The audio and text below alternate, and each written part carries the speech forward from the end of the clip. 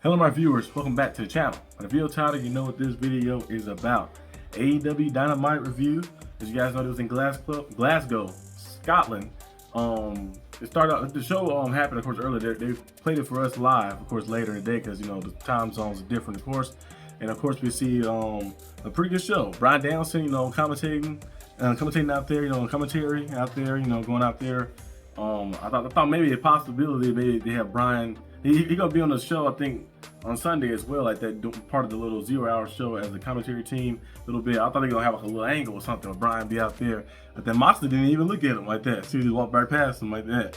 But we just see Ospreay and Moxley, of course, face to face, and then eventually we see an all-out brawl. Bullet Club War Dogs come out there. Everybody was brawling out there. You got the Ops out there. Everybody, Tanahasi go out there. Of course, they start the match off. Tanahasi, of course, his knees. He moved a little stiff, but this is last year. President Tanahasi, this is his last run right here. One of the best, of course. Multiple-time IWGP World Champion, a 3-time G1 Climax winner. He's done it all. Everything you can think of. Never one championship, never 6-man championships, tag team titles all around. Part of the 3 Musketeers. Him, Shibata, and Nakamura, the big three that was part of New Japan like that to help, excel it to the next level and stuff as well. So it's cool always to see Tanahashi. Tanahashi might be his last time at an AEW event like that. I don't know if Tony Khan gonna have him back before he ends his tenure or not, but might be the last time we see Tanahashi at an AEW event, and they're gonna be in that cage match, lights out match. It'll be Tanahashi teaming up with Will Ospreay, Kota Ibushi, Kenny Omega, and Darby Allin. It's gonna be a very crazy match.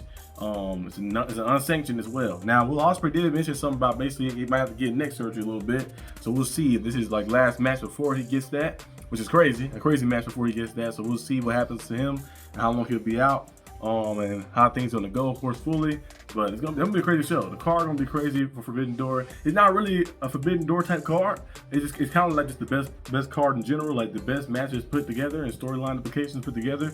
But I think it still works out. I think it still works out very well. Forbidden Door kind of lost its mojo a little bit in a sense because it's not really, it's the crossover event, but it's really nothing like a lot of like the battle between like AEW versus New Japan like that. And now it's kind of a mixture of storylines. So you have the wrestlers kind of into it with that, and it's still working out very well too as well. So it would be pretty cool, clean and very cool in that showing. We also seen, of course, Brodido versus FTR in a crazy tag team match. It was going at it like that. It was a lot of moments in the match we thought the match was over, but FTR kept on fighting.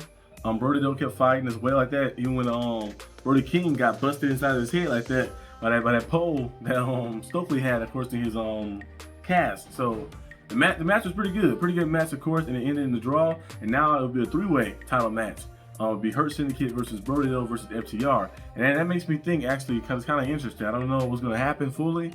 We know MJF did finesse himself into keeping his contract. I had a feeling something will happen when MJF find a way to do something. He finessed himself to keeping his contract, so you don't have to use his contract against Hangman Page. Hangman Page gave him a title match just straight up.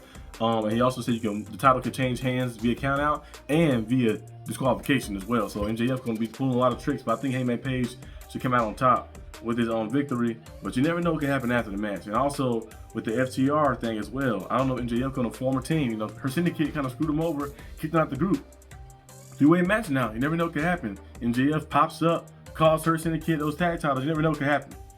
So it's gonna be interesting to see how this kind of goes a little bit on the storylines and everything kind of going. Because MJF has ties with everybody now. Right now, it's feel like he got like people got hatred for him all around like that. He's just basically been everything, of course.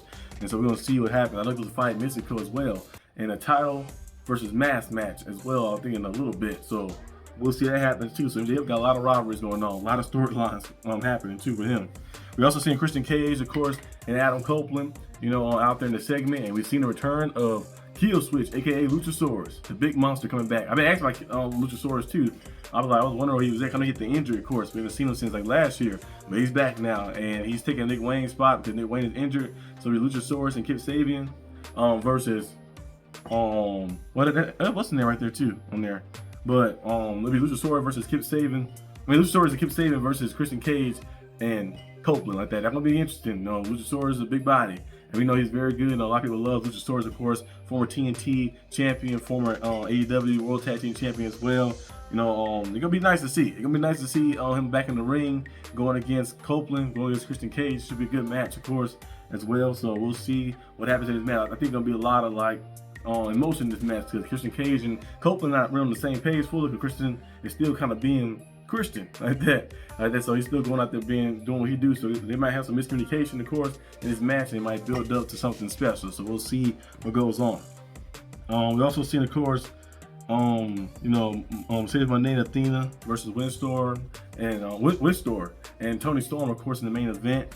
As you guys know, Toni Storm got to defend her title against Athena. And that's going to be an interesting match. It's going to be a very interesting match to see what happens. I see Renee got to defend hers in like a 3-way match, of course, against 4 different talents all over different promotions and stuff as well. So that's going to be interesting for her too. But I think Toni Storm and the Athena match, I don't know how that's going to happen. I don't know how it's going to end like that, because I will say Athena wins the championship, but you never know. Never know what can happen. Toni Storm has overcame many competitors so far. The Mariah Mays, she overcame, of course, Megan Bain, of course, as well. Overcame Mercedes Moné as well.